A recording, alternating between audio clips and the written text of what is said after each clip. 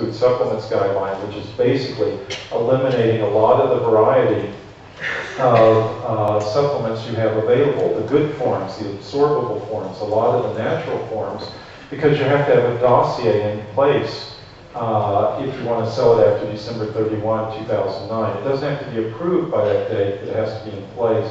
And then if it isn't approved, then or at some point if it's rejected, then you're off the market. But it does match the Codex Food and Vitamin Mineral Food Supplements guidelines. And again, fully intended to suppress natural remedies. That's what's happening here throughout the EU. And it can't be fought on a local level or a national level easily at all unless you join together and attack the Food Supplements Directive or the whole system itself. A major task. Now in the US, I already talked about the Dietary Supplement Health and Education Act. This is what's known in American politics as the third rail. You know what the third rail is? You know, on the train tracks here, you have two rails for the wheels, and you have one rail for the power, I mean, often it's above, but sometimes you have a third rail for the power, usually in the subway system. And in American politics, if you say it's the third rail of politics, it means if you touch it, you die, just like in a real train track. So Deshea is a bit of a third rail. They don't dare attack it directly, so what they've been trying to do is envelop it and attack it in other ways. One of the ways is doing these Codex guidelines that will replace Deshea in the United States and make the nutritional regime there more like the European one. Now there's a bad law that was just passed thanks to the Democratic-controlled Congress, and I want you to remember one thing if you remember nothing else, because there's so much propaganda that the Democrats are such wonderful human beings, because we had George Bush for 8 years, and he was horrible, and he was, quote, a Republican. Well, he's never really a Republican. He was basically a socialist in disguise wearing these clothes, but the fact of the matter is the Democrats have always been 99% anti-supplements, anti-health, natural health remedies. Occasionally you'll find one or two renegades who are not. And now that they're in control of Congress, they're acting to suppress natural supplements in a way they never could before, at least not easily. So we have what's known as the Food Safety Act of 2009. Of course, they always give them these nice titles, the Food Safety Act, the No Child Left Behind Act, the Wonderful Human Being Act, Women and Men are Tremendous Creatures Act, whatever. You give it a good name, and then no one reads the actual bill. They don't go and read inside, because, oh, it has this wonderful title. Yes, I will vote for that. And that's what they do. And so this act extends control, total federal control over the food supply in the U.S. Everything, even if it's being grown in your own backyard. It's a real danger. Now this is a House bill. It still needs to be passed by the Senate, so there's still problems there, or a potential to eliminate the problem there. The next thing is something that Ian has already touched upon. It's the harmonization of North America. Try to mirror what's been done with the European Union. They started with the North American Free Trade Agreement. They then went to the Central American Free Trade Agreement. By the way, it has nothing to do with free trade. It's managed trade. It's controlled trade. They did another agreement called the Trilateral Cooperation Charter. This was a handshake agreement among Bush and the then Prime Minister of Canada and the President of Mexico. And this was to create little working groups, a tri-country working group called MUCH, which came up with this wonderful definition for health fraud, which is basically, the bulk of it is the same as what's been US law for decades, and actually European law for decades, but they added a little twist at the end. So from now on, health fraud is any claim you're making, any promotion, advertisement for a product that provides, and I just go to the lower line, last line, to provide a beneficial effect on health. So if you tell someone that this apple is going to keep a doctor away, you're committing health fraud. So they can use their arbitrary powers, and this is what the agencies like. They like arbitrary power. Then they can, that is what enables corruption to take root. then they can decide, well, I like you, and you're my cousin, so that's not health fraud if you say that. But you, I don't know you, and you haven't paid me enough money, so yeah, that's health fraud. You know, these are the arbitrary powers that kings and queens had in the past that we thought we'd eliminated, or at least we should have eliminated, and that a democracy would eliminate. But, you know, there are some tyrannies, some democracies can be just as tyrannical as a monarchy or an oligarchy, because they end up being controlled, just like the captured agencies are, by special interest groups. So you really have to be aware of truth number 2, which is you want to decentralize government whenever and wherever possible.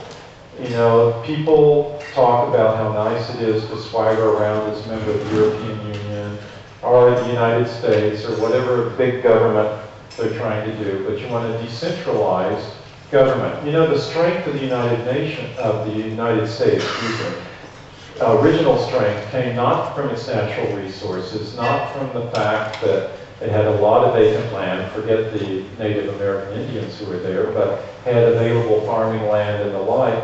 It came from the fact that it had a very decentralized structure.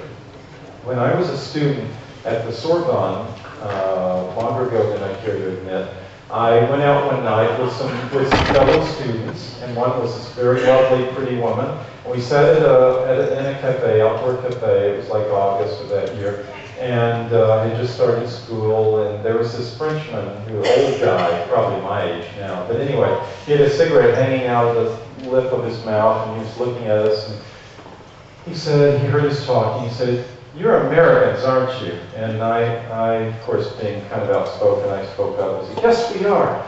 And he said, "Oh, your country, it doesn't even have a name." And I said, "Yes, it does." He said, "What is it?" I said, "The United States of America." He said, "That's not a name, that's a description. It's not like France or Belgium or England or Ireland. You know, that's just a description." And I started to speak back to him, and then I stopped myself and I thought about it, and I thought, you know, he's right. It's just a description. Why is that? Well, it's because in the United States, you weren't known as an American. You were known as a Virginian, a New Yorker, a Tennessean, a Texan, a Californian. That's how you were known. In fact, it was so decentralized that up until the time of the American Civil War in 1861, the start of it, the average typical American had zero contact with the federal government, with Washington, D.C., unless he or she went to the post office and mailed a letter and talked to the postmaster there. That was the only contact they had. That was the strength. You diffused power down so that you could speak with your representative on a personal level. They knew your name. If they didn't know your name, they knew someone who knew you, and they could feel the heat of your voice, actually the spray of your voice even from your passion, you know, speaking from your heart, talking to these people. They weren't remote bureaucrats in Strasbourg or Brussels or in Washington, D.C. These days, the United States has been so corrupted and turned on its head that now all the power flows to the central focus, Washington, D.C. I bet George Washington is turning in his grave knowing that all this power now is in a city with his name on it. I mean, it's ridiculous. So what you want to do is diffuse power as much as you can. Think about who's attracted to power. It's not the good people, it's the sociopaths, the psychopaths. They gather around it like moths around a flame, you know. And the more power you have there, the more attractive it is. Boy, they can get even more things done with that kind of power. So they flock to it. So what you need to do is you need to reduce power, or the centralization of power. You need to reduce it also, but diffuse it. Because the more remote the rulers, the more corrupt they are, the less responsive they are, the less feedback they have, frankly. And people forget that government isn't God. They think it's a God on earth that can give them all these benefits. But, you know, government can't give you anything that it hasn't first taken. It's not a creator of wealth. It's not a business. It's just a redistribution agency that takes wealth from people and gives it to others. So that is something you need to keep in mind. Also, when you see the kind of propaganda that they churn out, especially about the swine flu and the swine flu vaccinations, I call it a big hype. It actually has had a low death rate. Now, when I tell you this, I'm not saying that they can't in the future release something that's very dangerous and that will kill people in a great way. Just look at the Baxter tainted virus that was caught by the Czech lab assistant in Czechoslovakia there that saved how many, maybe even 1 million lives. But, so that can and perhaps will happen or be a threat.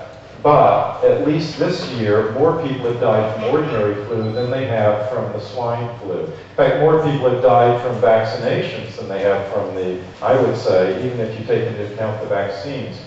I'm running a little bit out of time, so I'll skip over the herd immunity. But you can go to our website and read a lot of information on this if you just click on the vaccine button. I'll give you the website later. One thing to keep in mind is even homeopathy. Homeopathy during the Great Spanish Flu epidemic was very, very successful in saving people's lives. And what you had was a death rate amongst allopathic treatment of 30%. But when the patients were treated homeopathically, the death rate was only 1.5%. That's a 98.5% success rate. The main ingredient, they used several remedies, but the main remedy was Gelsinium. To great effect. Gardasil is another fraud. Ian again has already touched upon this, so I won't spend much time on it, except to remember that there's only a very tenuous connection between the efficacy of this drug on the one hand and the actual virus itself, the HPV virus, even causing cervical cancer. And in fact, if you look at the adverse event rates and the deaths actually, between getting Gardasil and not getting Gardasil, the death rate is 4.3 per 100,000 with getting the vaccination, and it's only 3 if you don't, from dying from cancer ultimately. So which would you rather do? Get the vaccination and have the risk of 4.3 or have half the rate of 3? I would go with the 3, but of course it's great for the drug company profits. So you need to protect yourself, and you can do it by refusing to take the vaccination. Do take natural preventatives, such as natural vitamin D, which actually, and I should have said this before, certainly mimics in a way the GCMAF that Dr. Yamamoto was giving. It's related in a large way. You can also take a bioflavonoid called quercetin. I'm going to destroy his market by telling you this. But natural vitamin D at high dose, quercetin, at least 500 milligrams of that, selenium, at least 200 micrograms of that, and there's a substance called IP6 that's also quite effective for helping remove iron from your system, excess iron, that men especially should take since men suffer from iron overload, since they don't have the benefit of monthly periods to get rid of excess iron. And iron is the exact opposite of an antioxidant. It's very pro-oxidant. The average male, by the time he's 50 years old, has twice the amount of iron in his body as the average female. So, truth number 3, governments lie all the time. So you just can't believe them, and don't believe them for a moment. But remember that freedom works. And I have actually a wonderful illustration I'd like to give you, but I don't have time for it. But I want you to remember that liberty is not only individual freedom, it's not only morally superior to coercion, because you have voluntary exchanges amongst individuals, but practically superior. You get more help from letting people be free than trying to control them and suppress their individual liberty.